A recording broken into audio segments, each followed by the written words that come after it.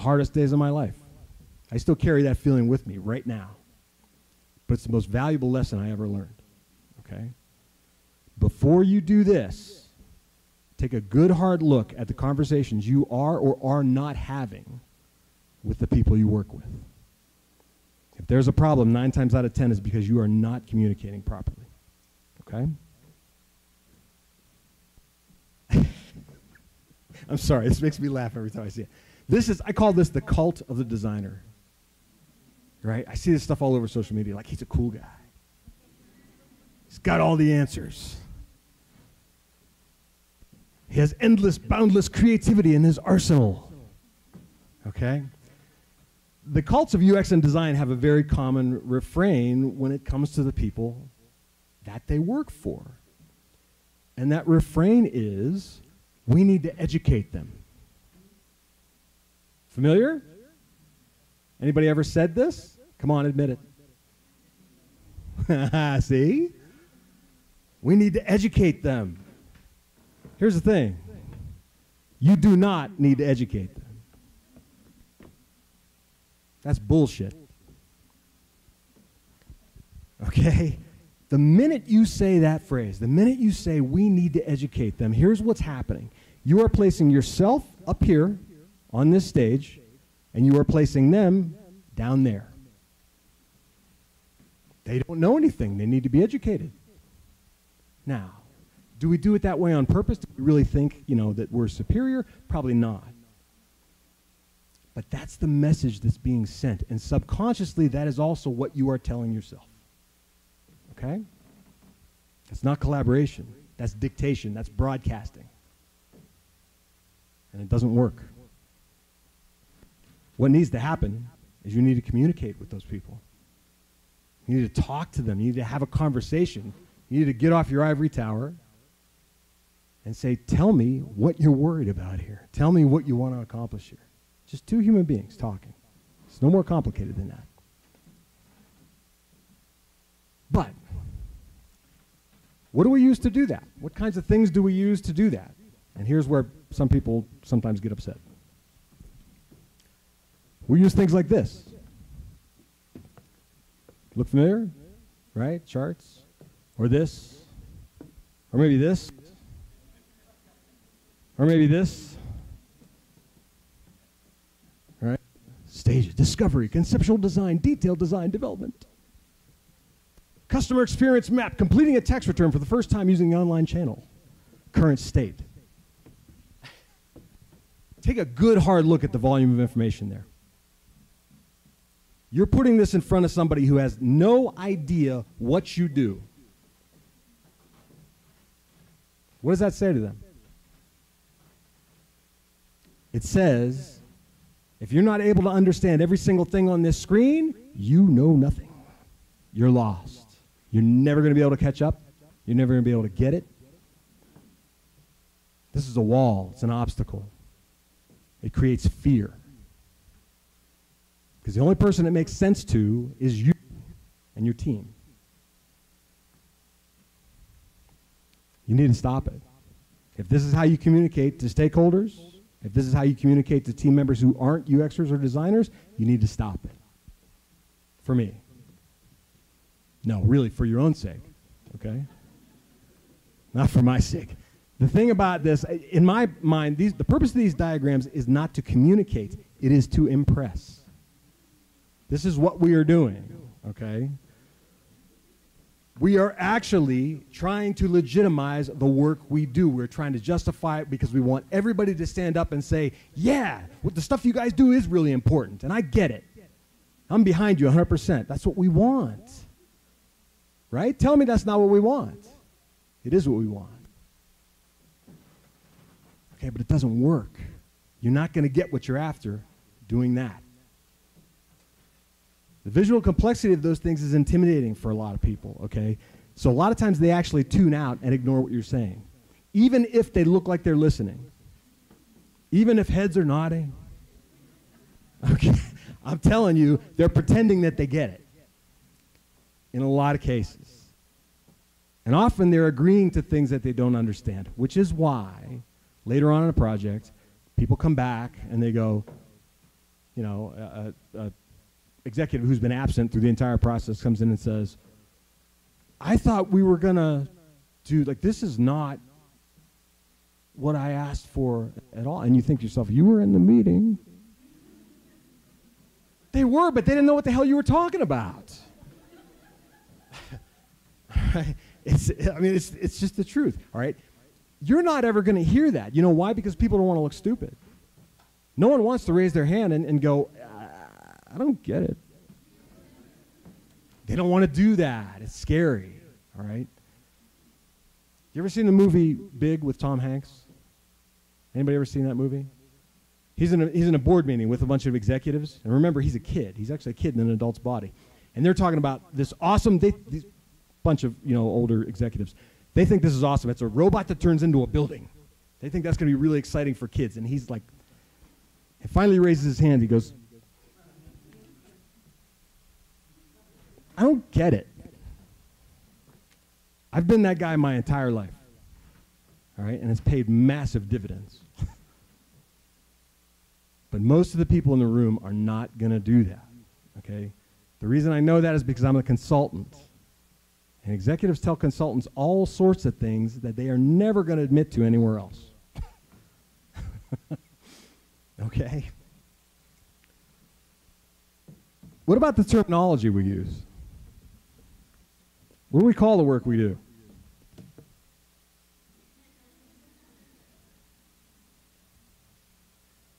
Those are nice, simple words, aren't they?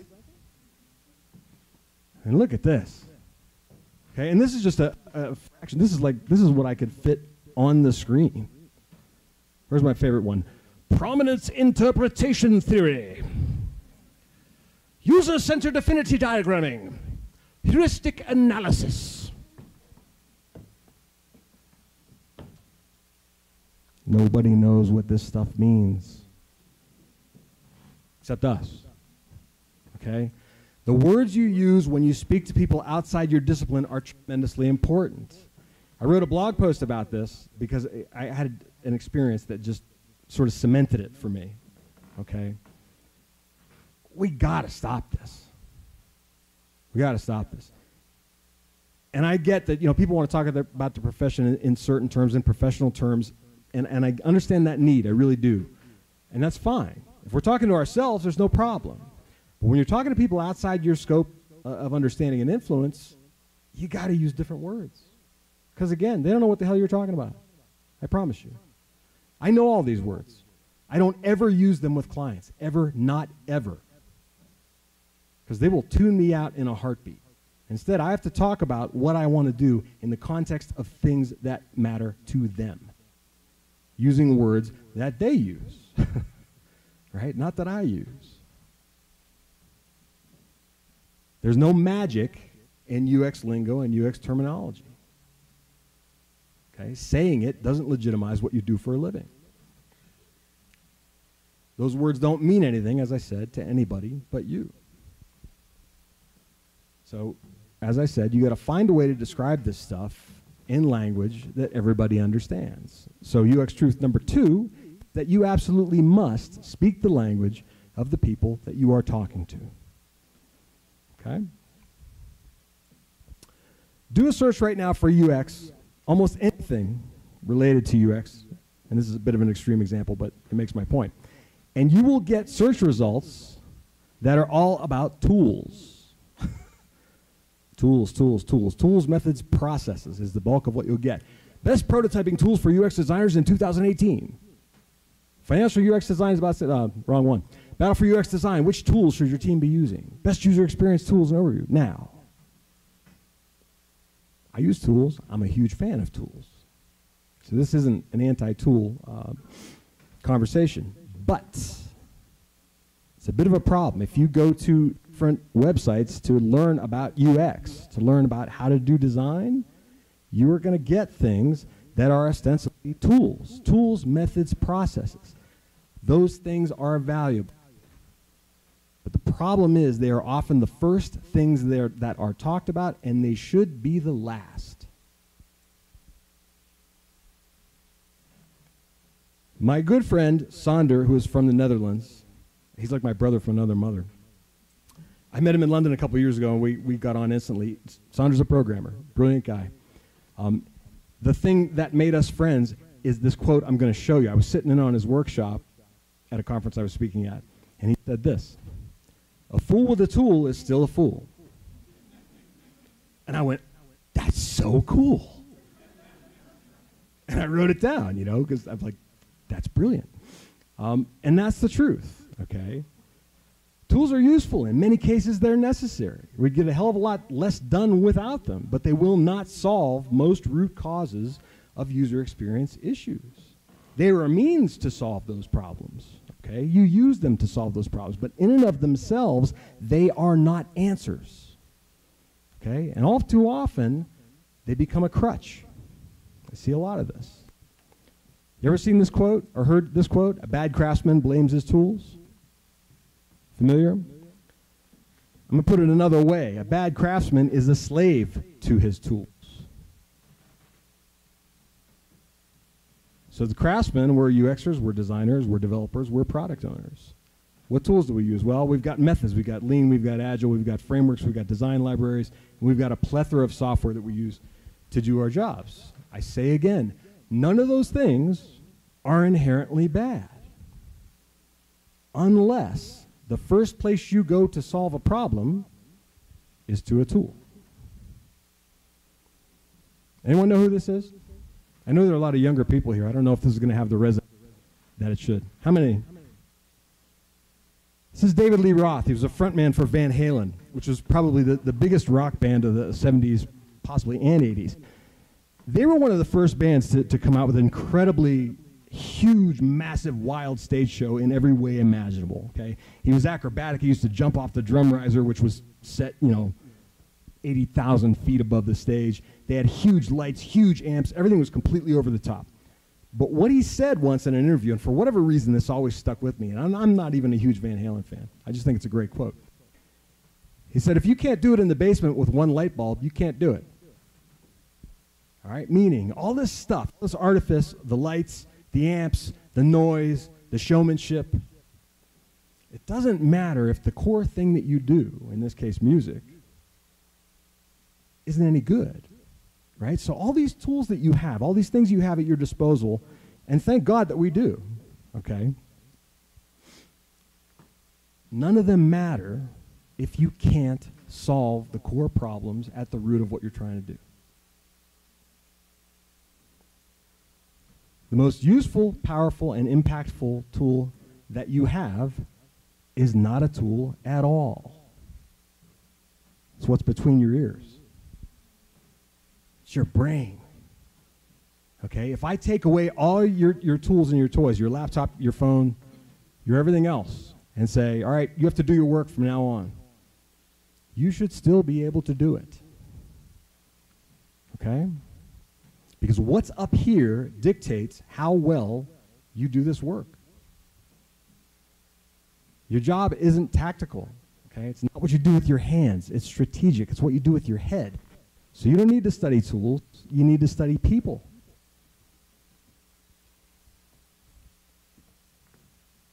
So what I want you to take from this is that the core reason that you're at work every day, whether it's for yourself or for somebody else, hello, hello, hello. One side is better than the other. You're not here to use tools. You're not here to run processes. You are here to solve problems and create opportunities. That is what you do. That is where your value lies. It's what you're capable of up here. That's what's great about you. That's the power and ability you have, okay? You absolutely have the power to do both of those things. I know that. I know that for a fact, without even knowing all of you. So, number 3 is think first. I titled my last book that for that very reason. I think there's an over-reliance, and the conversation online and offline seems to be dominated by tools and methods and processes and tools and methods and processes. I kind of want everybody to take a step back and do a little more thinking, okay? A little less leaning on technology and a little more thinking. When you or I have a problem, it's pretty easy to imagine a solution, right? If I give you a problem right now, I say, I'm having a problem with my car, and it's this and that. At least some of you will immediately jump to things in your head. Well, it could be this, or it could be this, or it could be this, right? We do that. As humans, we do that because we're good at it. In the case of your job, that solution is typically filtered through your role or your responsibility, and that kind of works like this. If I'm a business analyst, I may be looking at statistical research for answers. If I'm a product owner, I might fall back on established user stories, or maybe I'll create a new one that I think solves the problem. If I'm a UX consultant, I might look to existing user research or say, hey, we have to do something. If I'm a developer, I might be looking at tools and processes that demonstrate possible ways to solve this challenge. Here's how we might approach this, right? If I'm a UI designer, I might be fast forwarding to how the UI looks, how interactions behave. All makes sense, right? Individually, these are all solid, time-tested approaches. They're good ideas. They're kind of what we do, right? But collectively, they're fundamentally flawed. Can anybody tell me why?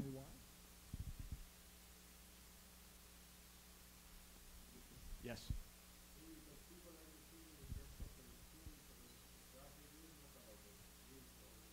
That's part of it. The thing about only their craft, but you're really close, okay? Each person is only addressing a small, isolated slice of what the real problem is. They're coming at it from their perspective, which makes sense, right? This is our area of expertise. But they're only touching a small piece of it, which is why you need teams. It's why you need people. It's why you need to be engaging other people in the organization. It's why you need all those other departments, okay?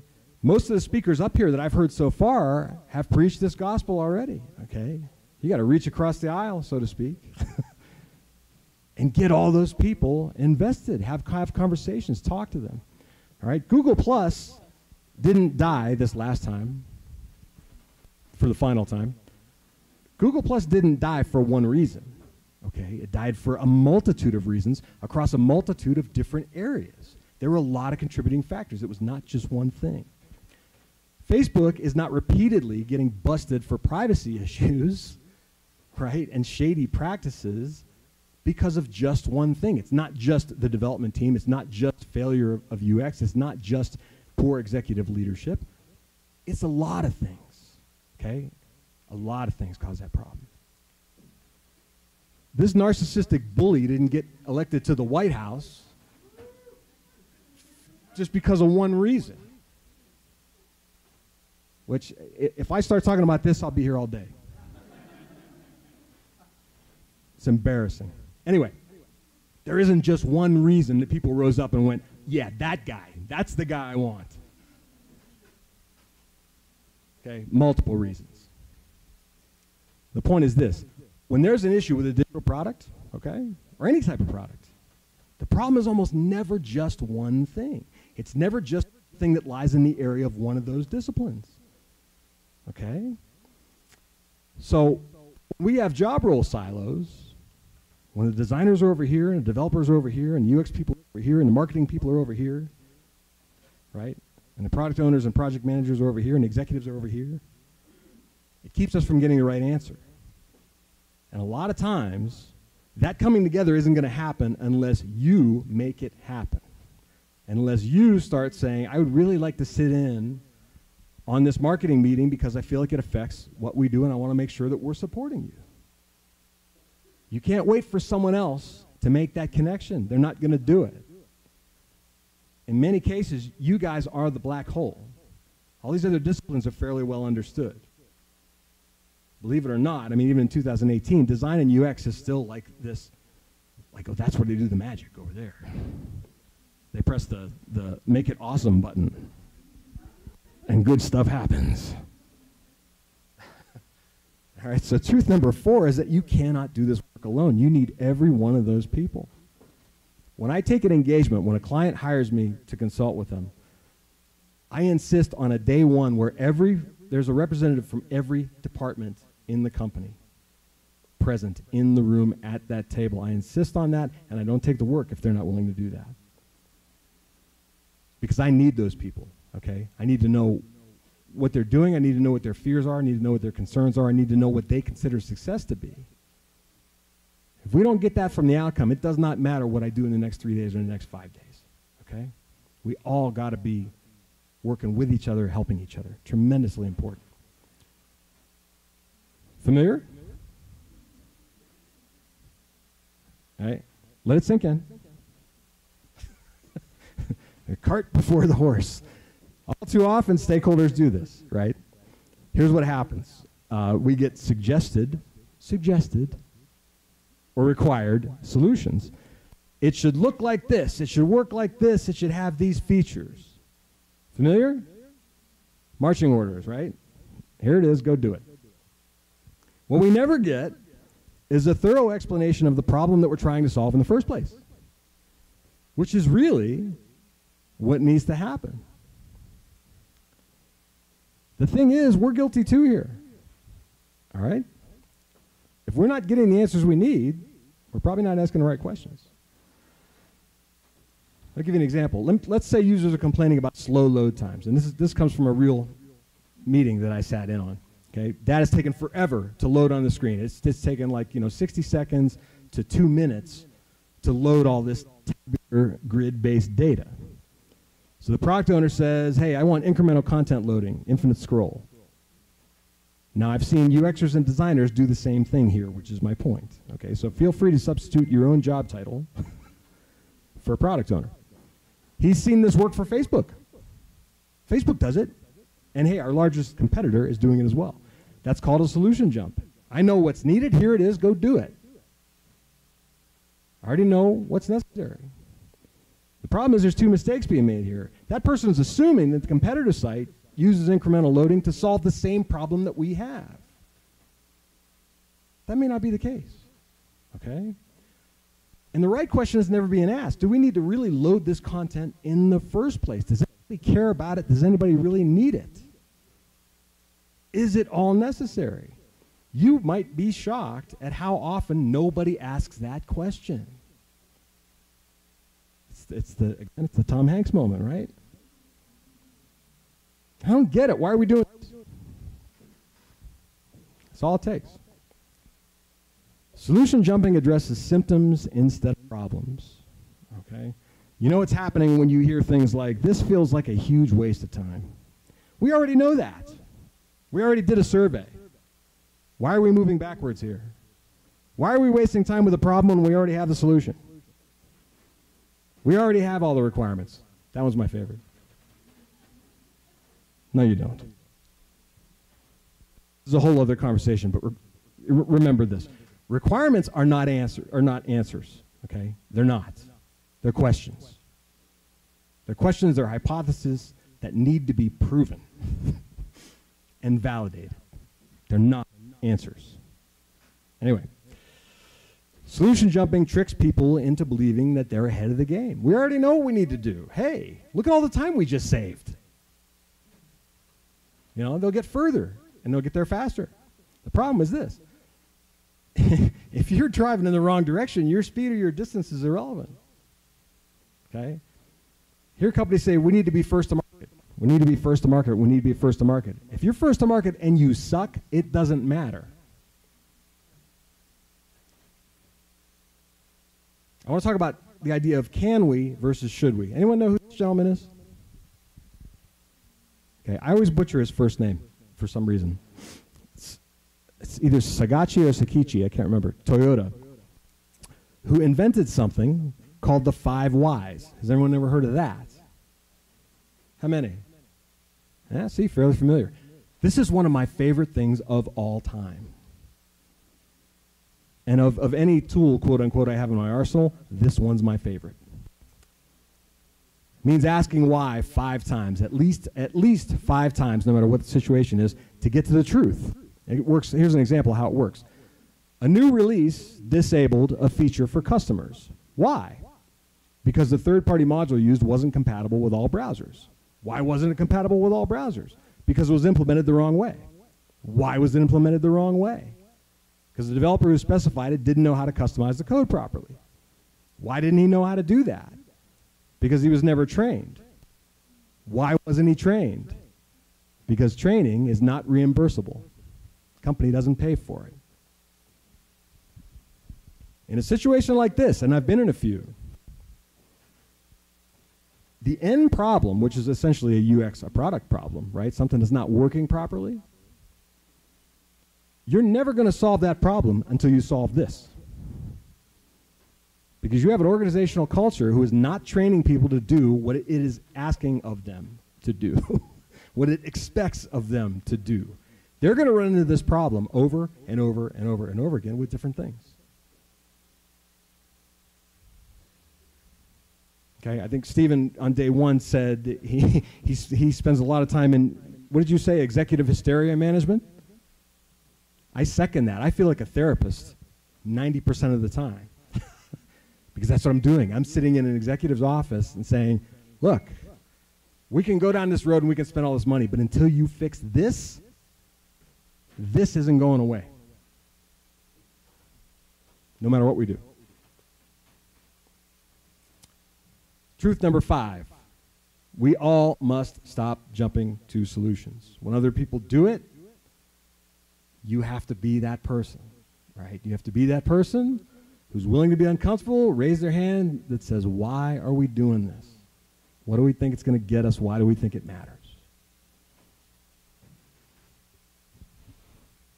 Inside organizations, UX issues like some of the ones we've talked about are the result of intent, okay? It's why are we doing this, okay? What outcome do we want? What do we need? Who benefits? How do they benefit? Should we innovate or should we make over? And there's a time for both. Is that our intention? Are we going to do it fast or are we going to do it right? And again, there's a time for both. Is that their intention? Which matters more? Okay? These kinds of questions is how you do what I'm advocating. Okay? You're saying, let's take a step back here and think about what is our intent here? What are we trying to accomplish? What is the goal? Different intent results often from different roles, okay? If I'm in executive management, then I'm usually concerned with making or saving the organization money. That's the pressure I'm under to perform results. If I'm on the technical team, I'm leveraging technology resources. That's the bulk of where my focus is. If I'm a designer, I'm thinking about how I guide the user's journey with visual cues. If I'm a developer, I'm producing robust, error-free code. If I'm a project manager, I got to bring this project in on time, on budget. Okay, this is my intent. These are my core concerns based on my position inside the organization, right? A lot of times, simply being in a different job role equals a different intent, and sometimes those intents are competitive. Alignment of that intent dictates what we know as UX maturity, okay? And I'm not going to dig into this real deep, but in general, most companies are operational, which means the majority of their time is spent putting out fires. Functional problems, development problems. We got to fix this. We got to fix this. Something's wrong here. We got to fix this. We got this new feature we got to roll out right now. Heads down, running around, doing work. The tactical level is, okay, now we're starting to solve user and business problems. We still got a lot of fires to put out, but we are thinking about the bigger picture. Ideal state is strategic, which means we spend most of our time figuring out what the right problems to solve are. Okay, you heard about Envision, you heard about 7-Eleven, and I'm sure some others who are thinking really hard about, is this worth doing? Are we really doing the right thing, and what benefit is there? All right, that's UX maturity. But intent, unfortunately, isn't always that simple, straightforward. Anybody know what that is? I couldn't find a better illustration. Damocles. The sword of Damocles. Anyone know what that story is? All right, I'm going to butcher it a little bit, but the short story is the Emperor Dionysius, who was not a very nice person, by all accounts, was being lavished praise by this gentleman, Damocles, who was saying, oh, you must have it so great. You're the king. You get to do all this stuff. You know, you're so awesome. And he's sort of, kissing his ass a little bit. And Dionysius gets upset. And while he's spouting off all this praise, he has one of his guards rig a sword floating above his head with a horsehair, razor thin. and finally points it out to him. Say, you think this job is easy? This is my reality. This is how I live. Okay, he was paranoid too. But his reality was he felt like every waking moment the sword of Damocles is hanging over his head, okay, ready to fall at any moment. This is the reality for a lot of the people that you interface with on a daily basis. They are under pressure. They are walking around with fear. Fear is one of the most powerful motivators inside any organization. It exists at different levels, but it's there. Okay? 90% of the stubborn opposition that you get, in my experience, is based on fear. It comes from fear. If people are pushing back, it's because they're afraid. And mostly what they're afraid of is that they have no idea how what you're doing is going to get them what they want.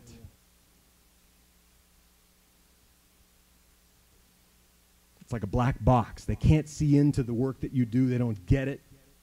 It's an unknown, okay? And when we don't have any idea what's going on somewhere, we're fearful. Some of those people who are especially responsible for performance, for numbers, for metrics, for dollars and cents, they're placing very large bets. Okay, that's what it feels like to them. They're putting all their chips on the table, placing their faith in something that they don't understand. That's scary, because they got other people breathing down their neck for performance. So all I'm saying is, you got to keep this in mind. Okay? It's not because they don't care about what you do. It's not because they don't believe in what you do. It can be. But 9 times out of 10, that's fear. Okay? It's fear. One of the ways I uncover intent and fear is by drawing pictures. I talked to you a minute ago about day one of any consulting gig that I do. What I do with all those people in the room is I do this. I say to them, from the time somebody asks for something to the time something gets built, walk me through that process. Now remember, there's a dozen at least people in the room. Somebody take the lead, walk me through that process, and I draw as they talk, boxes and arrows. This happens, then this happens, then this happens. This isn't formal, all right? There's no really rule to this. It's like Joe's way of doing it. I just make it visual because people pay attention when you're drawing pictures. So the black that you see, that's sort of the normal happy path. Someone's describing something to me, right, and I'm drawing. And then 2 things happen. The first thing that usually happens is I don't get more than 3 boxes in before someone else in the room pipes up and says, yeah, but that doesn't always happen that way. What really happens is so-and-so ignores you and actually comes right to my desk and says, can you just do this for 5, like quick 5 minutes? And the minute that happens, the minute the first person does that, it's like an avalanche.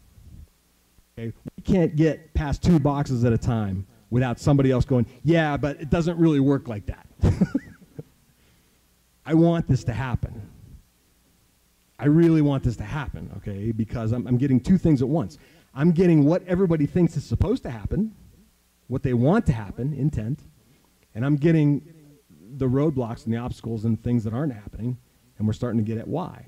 The other thing I do routinely is I stop and I say, okay, if I see people's faces scrunch up when we get to a certain phase, or sometimes you get this. I call it out. I say, all right, what was the reaction? Tell me what happens there. What goes wrong? Things go sideways, what happens? And they tell me. That's the orange stuff here. What happens really quickly, and you're just seeing a small piece of what this wall looked like. As you can see, it gets out of control immediately. We're running out of space. There's no place to put new things. Things are contradicting other things. The job is done because everybody now realizes that what they thought was a logical, structured, orderly process is nothing of the kind. This works wonders. If we do this on day 1, the next 3 days or next 5 days, the tone of everything is just much different. Okay, it's a lot more cooperative. It's a lot more engaging. It's a lot more honest. All right, I highly recommend this. And if people want to tell you how it's done, let them, and let the other people in the room tell them they're wrong. Start and stop 1,000,000 times. It works wonders. Believe me. So UX truth number 5, and all the stuff I just told you, is that you have to look past the usual suspects. You have to look past the system. You have to look past the user interface. You have to look past the technical glitches you have. You have to look past even what users are complaining about. Because the reason those problems are there in the first place are only partly the result of people doing design work or UX work or development work. They're often the result of clashes of intent or fear that keeps people keeping information close to their vests and not working together and not speaking up, not collaborating, or dictating. It must be this, and I'm not willing to listen to anything else. You got to get to this.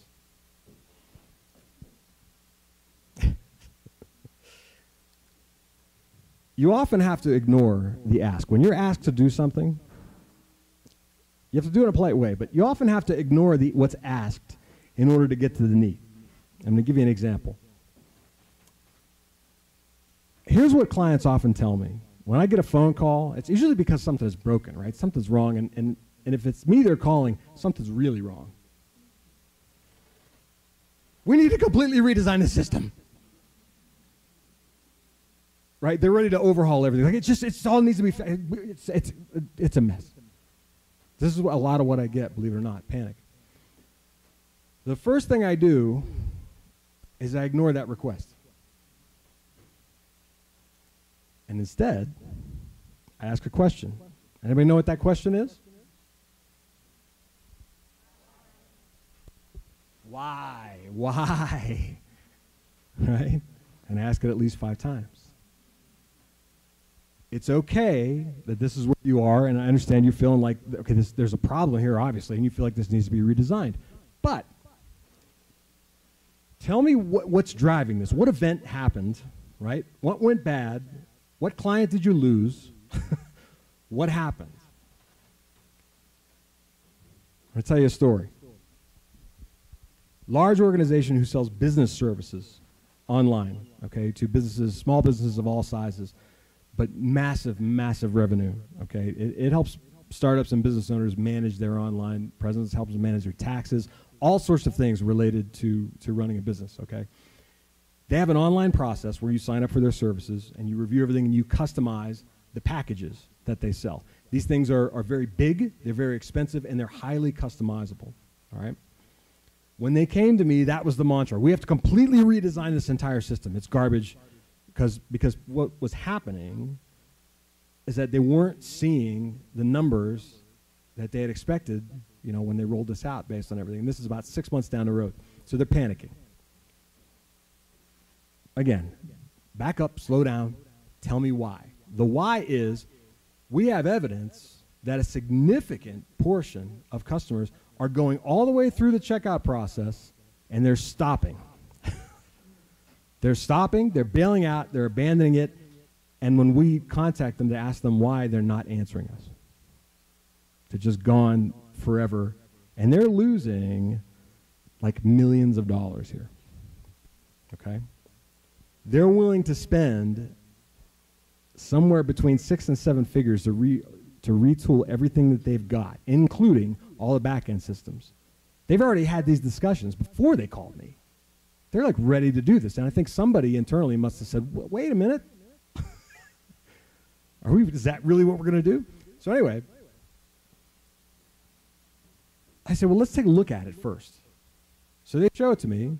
And, you know, visual design, it wasn't great. But it wasn't horrible either.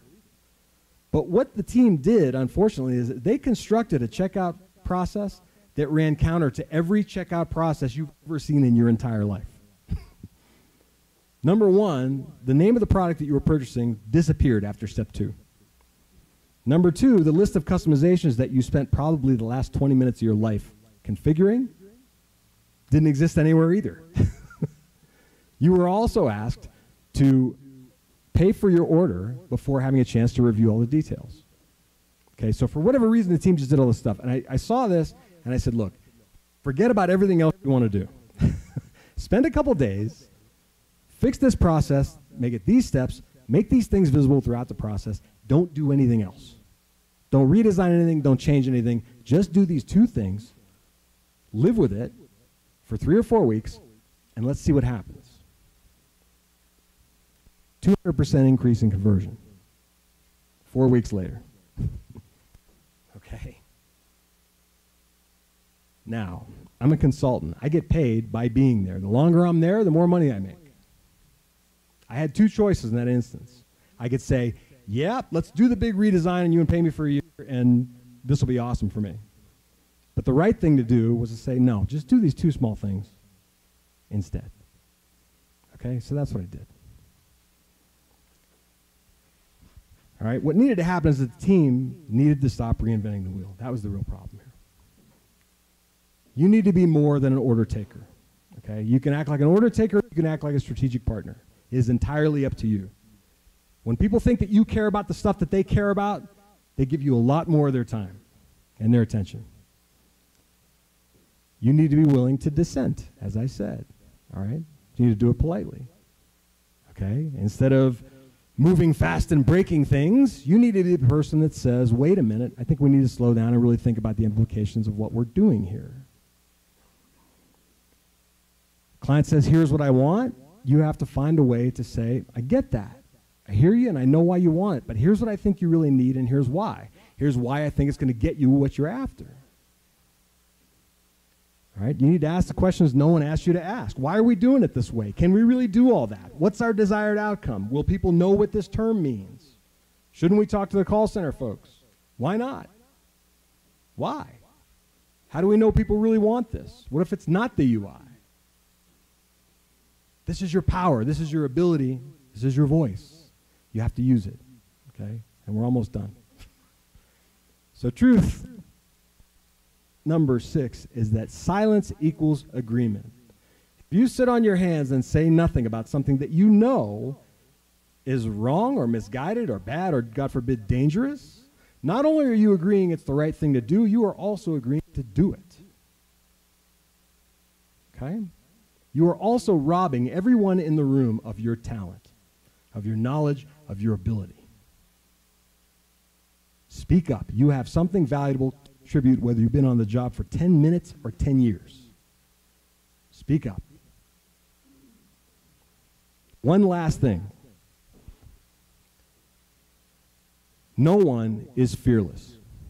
We look at business leaders, we look at, famous people in about any industry, okay, and we look at them, like, wow, those people are fearless. Like they just got up one day and said, I'm going to change the world, and they just went out and did it fearlessly. It's not true, okay? I've had the privilege of talking to a lot of people at the top of their game in various industries, and what they will all tell you is that almost every other day of their lives, they're feeling a lot of fear, okay, especially when they take on something new. They're feeling more fear than they know what to do with. And they do it anyway, okay? They go forward anyway. They work through it. They work past it. If you wait till you're fearless, you will never act, okay? It's not going to happen. It's not going to come. I deal with this myself every week of my life, okay? No one is fearless. It's a matter of feeling the fear and doing it anyway. You have to go forward. That is the only way anything good happens. So, before I shut up, I want to tell you about 3 quick things. The first is I have a private Facebook group called the Give Good UX Company of Friends. There are 6,000 people in this group, and I wanted it to be a place where people could just ask questions about the work that they're doing with the hope that other people would dive in and say, hey, here's what I'm doing, here's how I solved that, here's how I've done that in the past. Just people helping each other, okay? That's all it is. It's worked beautifully. I couldn't be prouder of what it's turned into. All right, so if you're interested, friendsgivegoodux.com, sign up. I just wrote a small ebook, and I'd like to give it to you all for free. Hopefully you can see that. For anybody who wants to take a picture, and are the slides going to be made available? I'll make them available. I'll figure out a way to get it to you, okay? But if you go to that URL, okay, you put in your email address, and you'll get some hopefully valuable insights from me, but the book's yours. Okay? Third thing, I've got buttons. They're sitting on a table back there. All right? And that, my friends, is it. I thank you very much for your time and attention. Un fuerte aplauso para Joe.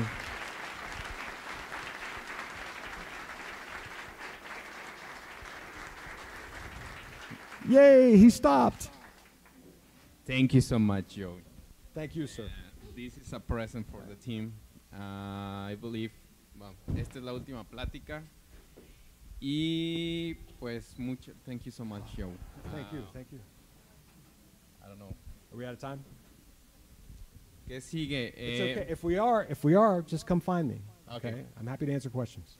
Una última cosa. Queremos tomar una foto grupal antes de que nos vayamos a comer. I will invite all the speakers to come to from the auditorium for the group photo of the event. Please, if you can help me with that. Para tomar una foto y unas palabras de despedida para cerrar el evento ya, ¿no? Perdón. Van 3 preguntas antes de cerrar. Se me chispoteó, perdón. Sorry. Okay, if we have time, that's great. Yes. Hi. I'm with you about all you teach us. But for example, I asked you yesterday to, I think it was Hugo, if he values UX before his idea, before the MVP. And he said no, because he don't see the tangible thing that the UX is given before. He just sees UX as making things pretty and usable. And so, I work at a company that is very engineering, with a very engineering mindset, and we're shifting that towards more a product design mindset, right? Mm-hmm. So we have what we call the UX research, not the design zero, but it's just a UX research when we say to the clients when they come saying, wait, we want to build this, and I go like, okay, we have this 3 weeks workshop when we can actually understand why are you building this, and they just don't seem to. They don't care. They don't care. They don't care. They just want us to create a product. What tips can you MVP. Right, the right? MVP. Here's the problem with the acronym MVP, minimum viable product. It should be renamed. It should be renamed minimum valuable product. Because here's the truth, all right? And again, not because I'm omnipotent, not because I'm the smartest person in the room or any of that kind of nonsense. It's what I've seen, all right, especially across the last 20 years of my career, is that when an MVP goes out and there's no UX to speak of, when no one's really thought about how people are going to move through this, and it's not at least at some viable level, I use that word, of UX, right, where people are going to get what they need out of it, or they're going to see the value out of it, the pilot fails in one of 2 ways. Either people reject it, which often happens, but the bigger issue is that the feedback that the team is getting is false because it's based on a series of false clues. Do you understand what I mean? Everything is sort of barely there, and it's poorly there. And what happens is first impressions are first impressions. When people use a product, you can tell them until you're blue in the face that, well, this is it's just our initial shot. It's just the MVP. It's just the beta. It's just the whatever. They don't care. That'll go in one ear and out the other. What they'll do is they'll use it and they go, this sucks. What happens is that a lot of times companies will pay a price for that down the line. The difficult position that you're in is that they won't feel that pain oftentimes until the real product gets built. And then they'll be in a hole, and then like people will reject what comes out. It won't be used. So money either won't be made or won't be saved, and they'll be going, what happens? I've been in plenty organizations where we sort of trace everything back to the testing that happened with the first round of MVPs because it didn't build out things that mattered. So all I can tell you is you have to advocate for the things that you think are going to occur as a result of that. And as I alluded to here, you can't be talking about UX. You can't be talking about design best practices. You can't be talking about what UX really is. No one cares. You need to be talking about the price that they may potentially pay for not building a minimum level of decent user experience into this MVP. And you need some evidence to do that. And you may need other people in the organization to try and help you figure out what that is. But again, you have to be making a case about something that they care about. Right, but that comes with a cost, and it's not really, let's say, $8,000 for a week or something like that. And that's just too much for me to understand that this is the product that Why does it have to take a week? For example, just giving an example. And I'm saying that for a reason, okay? If they're rejecting that, time and duration are two huge things, right? Especially in agile organizations, people who are bought into the MVP concept, they want something fast. Right. If I'm you, okay, and I've done this before, I'm saying, look, just give me 8 hours. 8 hours of your time. Show me what you've got. Let me see it. Let's have conversations. Let's get these people in the room from these departments, and let's talk through it. And let's talk through what the potential pitfalls are. And I'm not saying it's 8 hours, okay? But in that situation, you got to think a lot smaller. You got to think, what are they going to be willing to give up?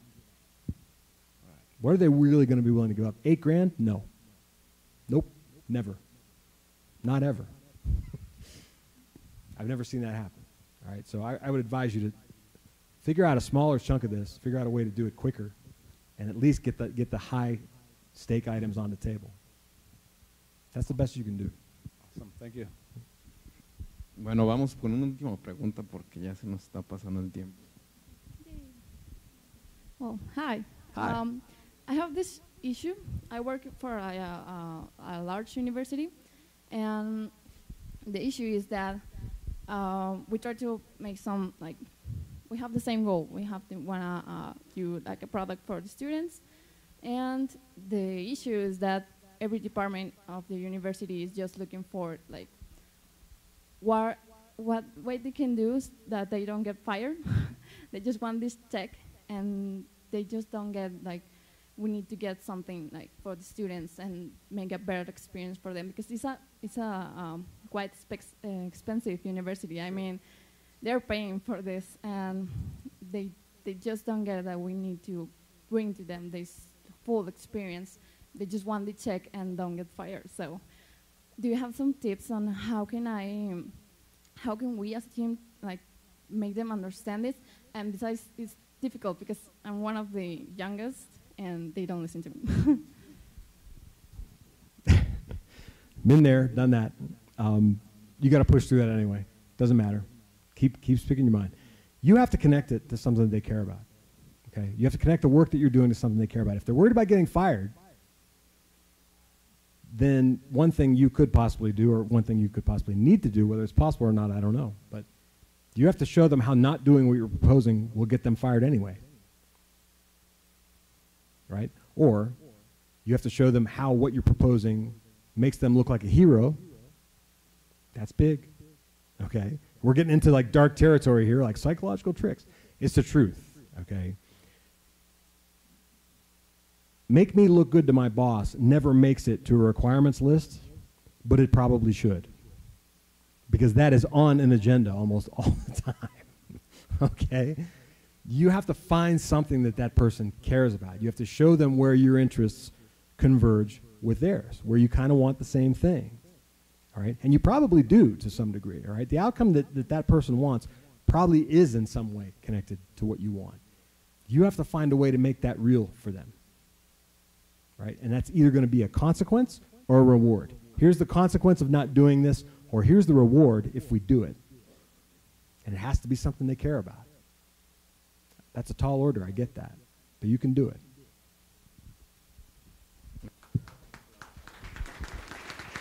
Aplauso a Joe Natoli. Oh, wait, can I say one more thing? Yes. Can I say one more thing? This is really important, and I forgot to do it while I was standing up here. I would like a huge round of applause for every speaker that has been on this stage, number one, okay? And number two, for all these folks who have put on this event, all right? Everybody involved in UX Digital Summit who has worked an ungodly amount of hours, I know this without even being there, all right? Putting on something like this is a massive, massive effort. So these people deserve a massive round of applause, please. Thank you, Joe. Now I'm done. Thank you very much.